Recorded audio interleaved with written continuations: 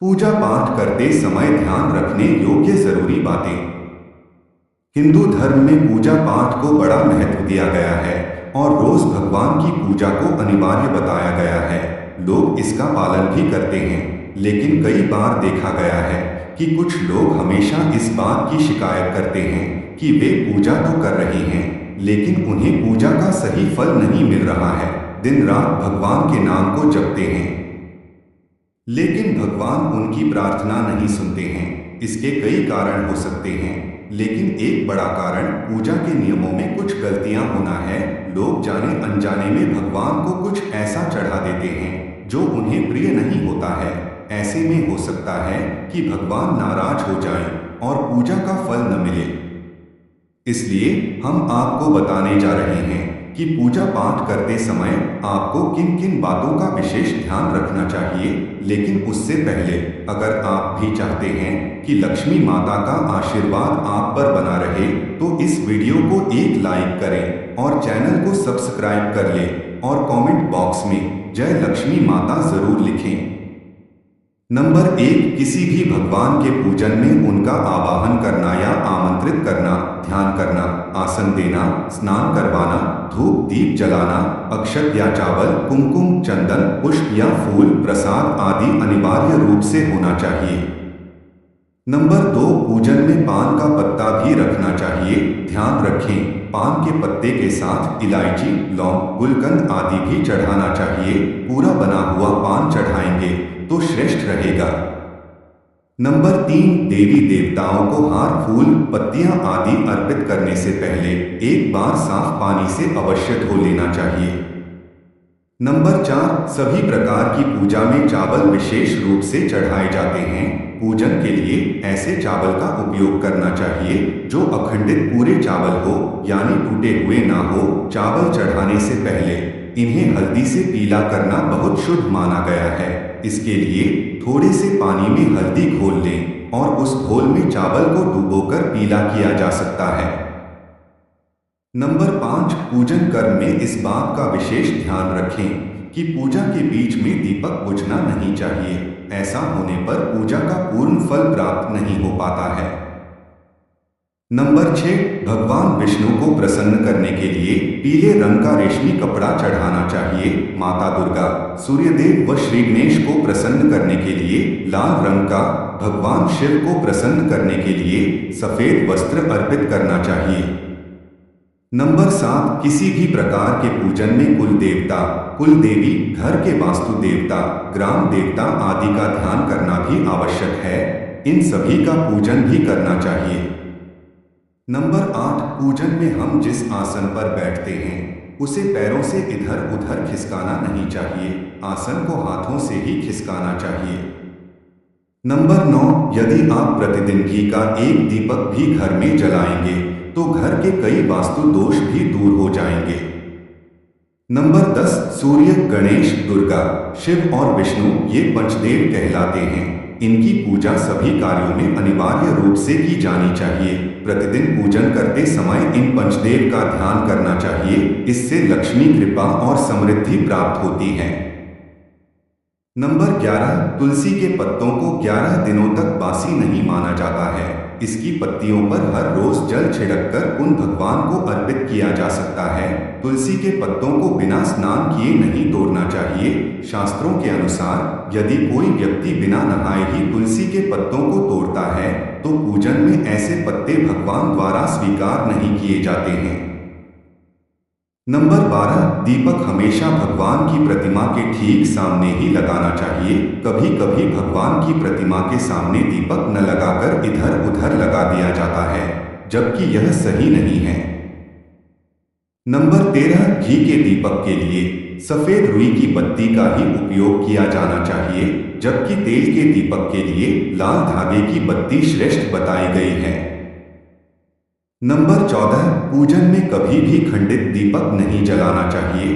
धार्मिक कार्यों में खंडित सामग्री शुभ नहीं मानी जाती है।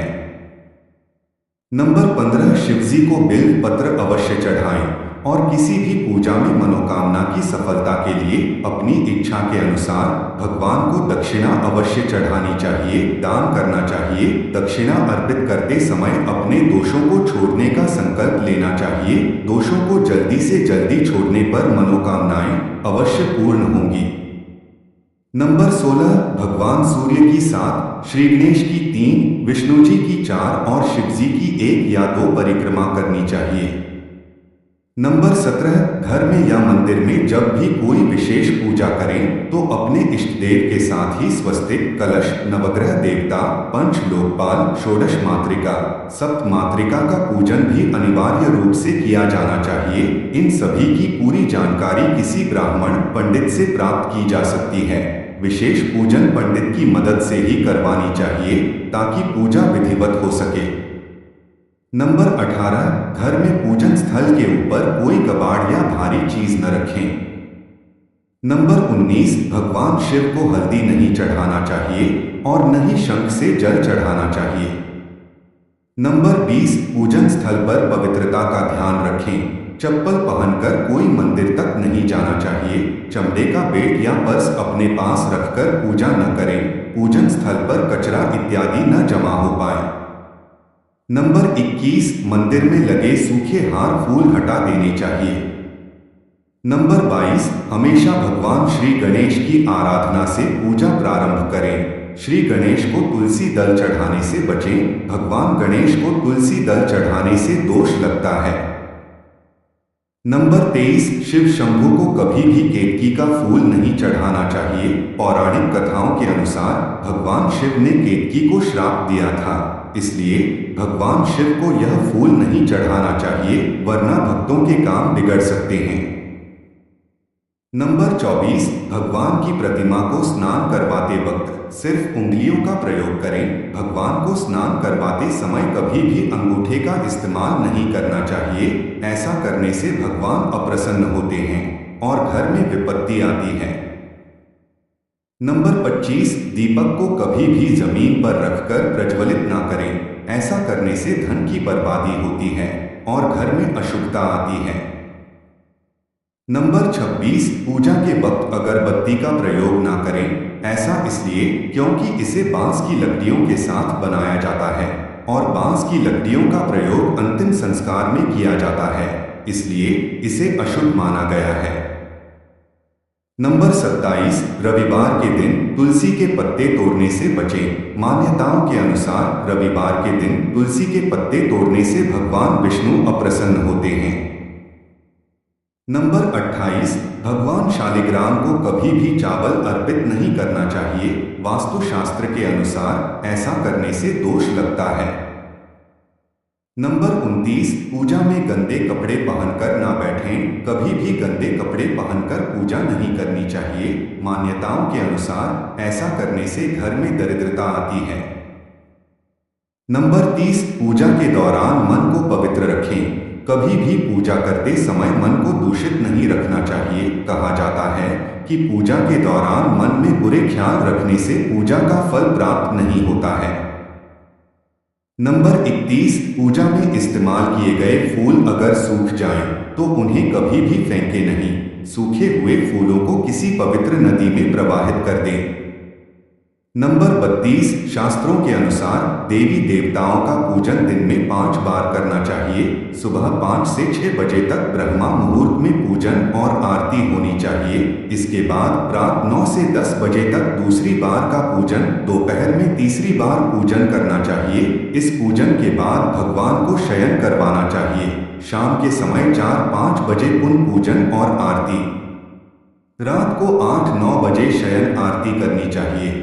जिन घरों में नियमित रूप से 5 बार पूजन किया जाता है, वहां सभी देवी देवताओं का वास होता है और ऐसे घरों में धन धान्य की कोई कमी नहीं होती है।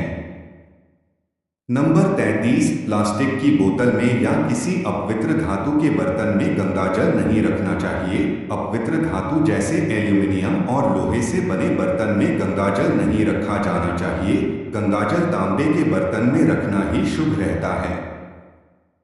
नंबर 34, स्त्रियों को और अपवित्र अवस्था में पुरुषों को शंख नहीं बजाना चाहिए। यह इस नियम का पालन नहीं किया जाता है तो जहां शंख बजाया जाता है वहां से देवी लक्ष्मी चली जाती हैं। नंबर 35, मंदिर और देवी देवताओं की मूर्ति के सामने कभी भी पीठ दिखाकर नहीं बैठना चाहिए। नंबर 36, किसी भी पूजा में मनोकामना की सफलता के लिए दक्षिणा अवश्य चढ़ानी चाहिए। दक्षिणा अर्पित करते समय अपने दोषों को छोड़ने का संकल्प लेना चाहिए। दोषों को जल्दी से जल्दी छोड़ने पर मनोकामनाएं अवश्य पूर्ण होंगी। नंबर 37, आमतौर पर फूलों को हाथों में रखकर हाथों से भगवान को अर्पित किया जाता है। ऐसा नहीं करना चाहिए। फूल चढ़ाने के लिए फूलों को किसी पवित्र पात्र में रखना चाहिए और इसी पात्र में से लेकर देवी देवताओं को अर्पित करना चाहिए। नंबर 38, हमेशा इस बात का ध्यान रखें कि कभी भी दीपक से दीपक नहीं जलाना चाहिए। शास्त्रों के अनुसार जो व्यक्ति दीपक से दीपक जलाते हैं वे रोगी होते हैं। नंबर 39, भगवान की आरती करते समय ध्यान रखें ये बातें। भगवान के चरणों की 4 बार आरती करें, नाभि की 2 बार और मुख की 1 या 3 बार आरती करें। इस प्रकार भगवान के समस्त अंगों की कम से कम 7 बार आरती करनी चाहिए। नंबर 40, अपने मंदिर में सिर्फ प्रतिष्ठित मूर्ति ही रखें। उपहार, कांच, लकड़ी एवं फाइबर की मूर्तियां न रखें एवं खंडित, जली कटी फोटो और टूटा कांच तुरंत हटा दें। शास्त्रों के अनुसार खंडित मूर्तियों की पूजा वर्जित की गई है। जो भी मूर्ति खंडित हो जाती है उसे पूजा के स्थल से हटा देना चाहिए और किसी पवित्र बहती नदी में प्रवाहित कर देना चाहिए। खंडित मूर्तियों की पूजा अशुभ मानी गई है। इस संबंध में यह बात ध्यान रखने योग्य है कि सिर्फ शिवलिंग कभी भी किसी भी अवस्था में खंडित नहीं माना जाता है। नंबर 41, मंदिर के ऊपर भगवान के वस्त्र, पुस्तकें एवं आभूषण आदि भी न रखें। मंदिर में पर्दा अति आवश्यक है। अपने पूज्य माता पिता तथा पितरों का फोटो मंदिर में कदापि न रखें। उन्हें घर के नैऋत्य कोण में स्थापित करें। नंबर 42, कभी भी भगवान को या फिर अपने से बड़े को एक हाथ से प्रणाम नहीं करना चाहिए। इसके साथ ही यह भी ध्यान रखें कि सोए हुए व्यक्ति का चरण स्पर्श नहीं करना चाहिए। पूजा के बाद बड़ों का आशीर्वाद लेते समय ध्यान रखें कि किसी के दाएं पैर को दाएं हाथ से, बाएं पैर को बाएं हाथ से छूकर प्रणाम करें। नंबर 43, जप करते समय जीभ या होंठ को नहीं हिलाना चाहिए। इसे उपांशु जप कहते हैं। इसका फल 100 गुना प्राप्त होता है। माला जप करते समय दाएं हाथ को कपड़े या गौमुखी से ढककर रखना चाहिए। जप के बाद आसन के नीचे की भूमि को स्पर्श कर नेत्रों से लगाना चाहिए। इससे आपको जप के पूर्ण फल की प्राप्ति होती है। नंबर 44, शास्त्रों के अनुसार घर में पूजा करने का स्थान ईशान कोण में होना चाहिए। उत्तर दिशा और पूर्व दिशा के बीच का भाग ईशान कोण होता है। ईशान कोण को शुभ कार्यों के लिए सबसे उत्तम दिशा माना गया है। इस दिशा में पूजा के मंदिर को स्थापित करें। यदि किसी कारणवश ऐसा न भी कर पाएं तो भूलकर भी घर के ईशान कोण में गंदगी जमा न होने दें। वह घर के इस हिस्से को सदा पवित्र रखें। ईशान कोण के अतिरिक्त पूर्व दिशा भी पूजा स्थान के लिए श्रेष्ठ मानी जाती है। इसलिए आप घर में ईशान कोण व पूर्व दिशा दोनों में से जहां भी सुविधाजनक रूप से पूजा स्थल की स्थापना कर सकें। नंबर 45, पूजा स्थल में गणेश जी की स्थापना अवश्य करें। इसके लिए एक सुपारी पर लाल धागे मौली को लपेट लें और कुमकुम से तिलक कर एक कटोरी में थोड़े चावल रखकर स्थापित करें। नंबर 46, पूजा स्थल में एक कोने में बंद पात्र में गंगाजल अवश्य रखना चाहिए। एक तांबे के छोटे से लोटे में जल को पूजा स्थल में अवश्य रखना चाहिए। प्रतिदिन इस पात्र का जल बदलना चाहिए। वह पुराने जल को पीपल के पेड़ या तुलसी के पौधे में डाल सकते हैं। नंबर 47, पूजा के स्थान में एक देव की सिर्फ एक ही प्रतिमा रखें। यदि आपके पास एक देव की एक से अधिक प्रतिमा पूजा स्थल में है तो उन्हें घर में कहीं भी दीवार आदि पर लगा सकते हैं, किंतु पूजा स्थल में एक देव की एक ही प्रतिमा रखें। नंबर 48, घर में पूजा के स्थान पर कभी भी बड़ी मूर्तियां नहीं रखनी चाहिए। बड़ी मूर्तियों में प्राण प्रतिष्ठा होना अनिवार्य हो जाता है। इसलिए बड़ी मूर्तियां मंदिर के लिए ही उचित हैं। पूजा स्थल में छोटी मूर्ति रख सकते हैं।